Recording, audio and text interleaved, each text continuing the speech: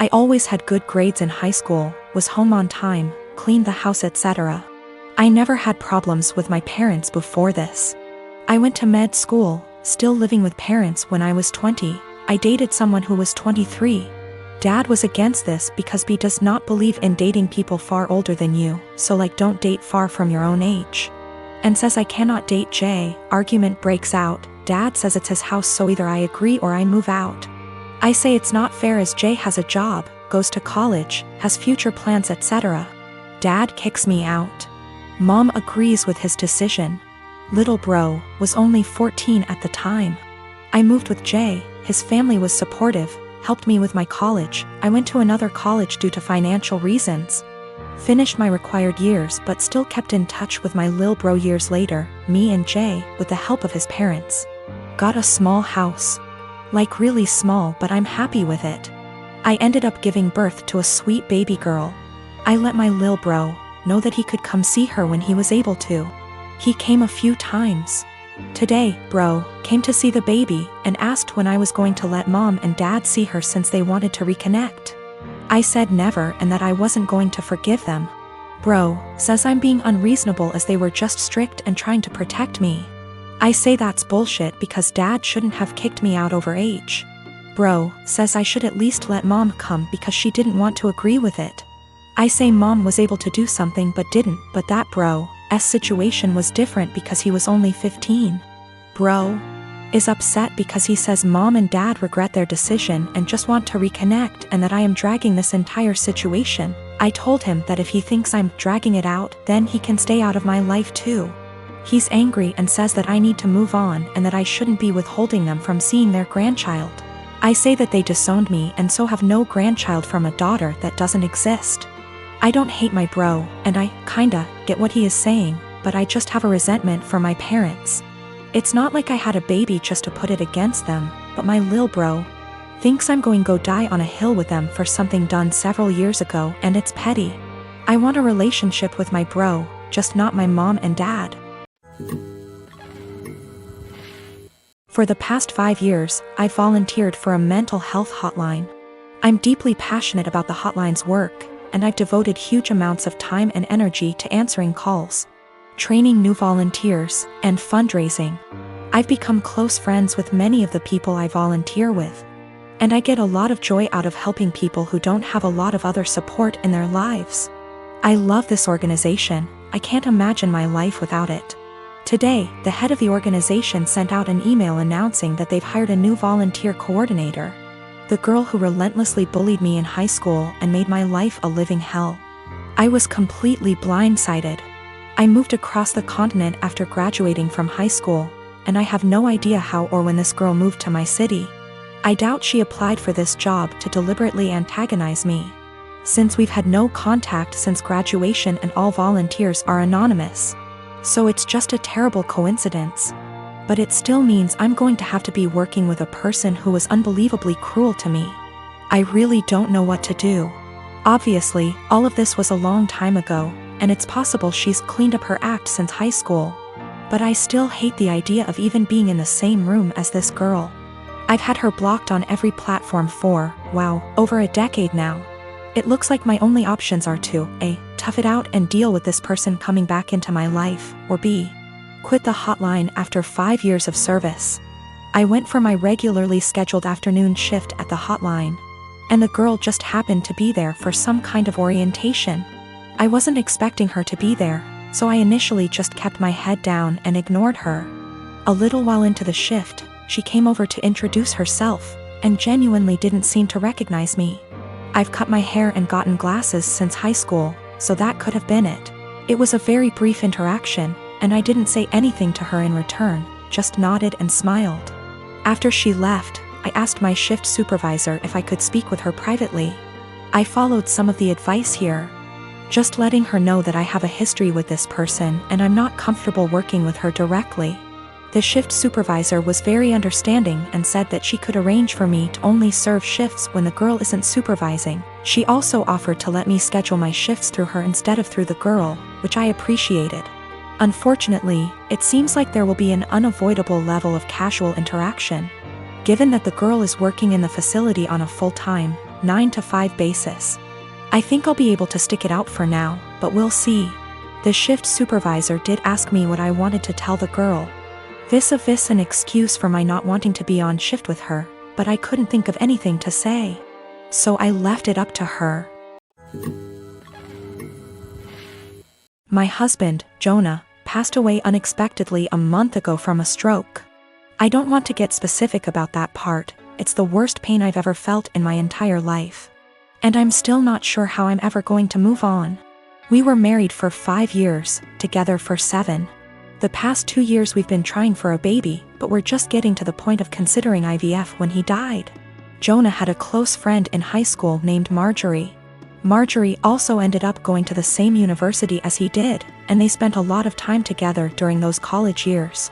Jonah said that he liked Marjorie's company, but never felt anything beyond friendship with her, which I totally believe. Jonah dated other women during that period, but told me that several times Marjorie hinted that she wanted him to ask her out. She also joked about wanting him to be her plan B in case she didn't meet someone and get married by 30. By the time I'd started dating Jonah, he had moved a couple hours away from his hometown, and Marjorie.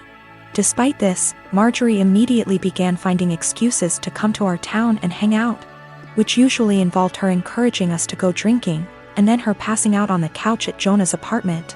I didn't mind her for the most part, but she had a habit of saying things like, "You know you ruined our marriage pact," and pointing out all the things that she knew about him, like what he took in his coffee, his favorite bands, etc.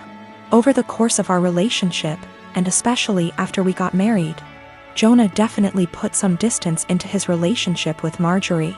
He confided in me that he felt he had outgrown her and that they really had little in common anymore. He stopped responding to her invitations to hang out as often, though he would occasionally call to catch up out of guilt. Especially when she would text him or leave messages saying she was so sad he was ignoring her, and the like. But now he's gone. I had him cremated, like he wanted. We haven't done the memorial service yet, it was too hard for me to even imagine the first couple of weeks. And I also wanted to give time for some out-of-state people to make travel plans. The memorial is this weekend. However, 2 weeks ago, I received an email from Marjorie sent to around 60 people, including Jonah's family, saying that she was holding a memorial service for Jonah in the town where they grew up, the day before his memorial here. I was completely blown away, seeing as she hadn't mentioned anything to me or even attempted to call. Along with the details, the email said that she was planning the memorial in light of the fact that no other service had yet been held in his memory, and he deserved to be laid to rest with honor. For the record, she was invited to the memorial, which I've been planning, and knew it was happening. I called her, of course, and told her that while I appreciated her willingness to help with Jonah's goodbye, I was already planning a service for him that would involve all of his family and friends. She immediately went on the defensive, and said that she had only started to plan a service when she realized I wasn't willing to do it in a timely manner. I told her that the timing wasn't her choice to make, but that if she wanted to have a memorial of some kind, to please just add on the invitation that his official memorial was going to be held this weekend. She said fine.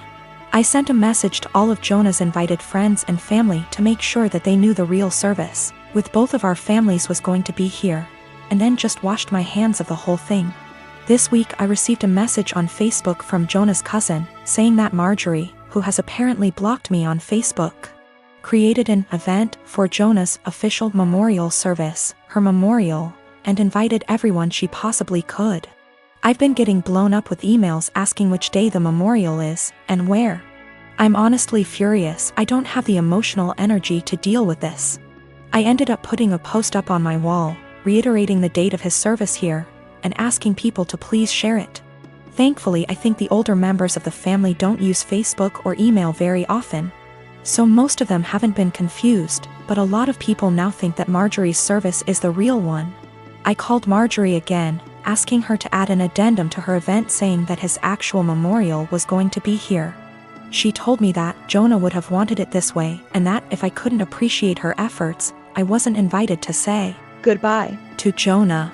I told her that was fine, seeing as I'd already said goodbye to Jonah when I held him as he died. She hung up. Apparently she's now spreading information to her mutual friends with Jonah. saying that he was planning on leaving me because I wasn't able to conceive. She also said that we had approached her to carry a baby for us, all absolute lies. His cousin sent me a screenshot of a text where she said that Jonah always thought we would have the cutest baby together, and that angry widow doesn't understand how much he wants children. I'm at a loss as to what to do.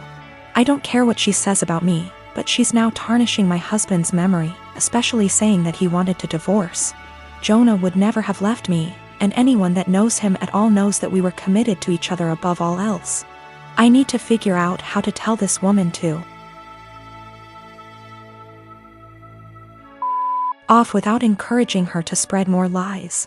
And I also want to just forget the whole thing and crawl in bed and never get up again. Ex and I had way too young. We're friendly co-parents. One big rule we share is if our daughter breaks something, she pays for it. Now, sis and I are the only grandkids. Aunt never married. Instead, she worked with GMA and GPA at their Seams Tri-store, and took it over when they retired. Sis's girlfriend proposed last year.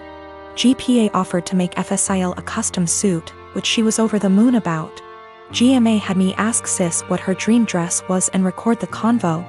Sis, thinking it was just between us, told me in great detail what her dream dress was, though said it was way too expensive. So she would get something much cheaper. Well, a few months later GMA surprised Sis with her dream wedding dress. It FOT perfectly and everyone cried. Sadly, GMA recently passed away, which hit us all hard. Sis was devastated, but decided that the dress meant GMA would still be there with us at the wedding. The issue comes in with C. She's very large, much larger than Sis. 3 days ago, we decided to go visit Sis and see how she was doing. It was great, but then C asked if she could try on the dress. Sis politely said no. C made a face, but dropped it. Later, we decided to go grab dinner. Sis and I went to pick up our orders, but C decided to stay and play with Sis's dog. We got back, and the dress was destroyed. C had apparently tried to get it on, popping some seams, and got stuck. Instead of waiting for help, she cut her way out. The dress was hacked to bits. Sis was devastated and asked us to leave. I grounded C and called Aunt with some pictures, asking if it could be saved. She said there was no. She said she'd make a new one, but it wasn't the same. Then she dropped the bomb on me. GMA had hand-sewed most of the dress, used super expensive fabric, and put almost 500 hours in making that dress. Since it was the only family wedding we'd have. In total, the dress cost $12,000, give or take. C has about $15,000 saved from various jobs, as well as winning writing competitions. This was supposed to help her in college. I took her to the bank and set in motion transferring all the funds, since as her parent I still have control over it. $12,000 to Aunt to pay for the new dress. $3,000 to my sister's wedding, as an emotional distress tax. I explained exactly why this was happening to C, but she sobbed the entire time, asking what was she supposed to do for college and saying it wasn't her fault. I told her she could get a job if she didn't get a scholarship. And it was her fault for trying on the dress after she'd been told no, and for not waiting until we got back. A few popped seams could have been fixed. Hacking the dress to pieces couldn't. C told my ex, and while she agreed C was in the wrong after the full story, said I shouldn't have ruined her future for a free dress. I reminded her of our rule, and she still thinks I'm wrong. $3,000, that was to make up to my sister that C destroyed the last gift our dead grandma ever gave her. I consider that part of the price of destroying the dress, since even if Aunt remakes it, it's lost a great deal of its sentiment value. I pointed out how young we has her because I wanted to explain how a 31-year-old has a 16-year-old kid. I do not resent having her, she's the best thing I've ever done. I also brought up C's size because Sis has Crohn's disease and thus is very tiny. The dress was made her for size, and C is much larger than Sis. I love C as she is, but just holding the dress up, it was clear it wouldn't fit. The money was C's have fun at college money, not her college fund. My ex and I are paying for whatever scholarships don't. When she was asking what she would do for college, she was asking what did she do for fun and to buy things we didn't pay for. I got off the phone with my ex. I sent her the pictures, and she freaked. She apparently didn't believe me when I said it had been hacked apart, and believed it was just a few torn seams. She was pretty much on my side after. She told me that she spent the day badgering our daughter, asking her why she did what she did. And finally she cracked and said she was mad that grandma wasn't alive to make her a dress, and that it was unfair. My sister got a free beautiful dress as a reminder when my daughter got nothing. Despite the many things she was given after the funeral. She tried it on, took it off when the seams popped, and then in anger hacked it apart. If she couldn't have a dress from grandma, no one could. Her own words. Honestly, knowing she did it on purpose has just made things worse. The fact that she could be so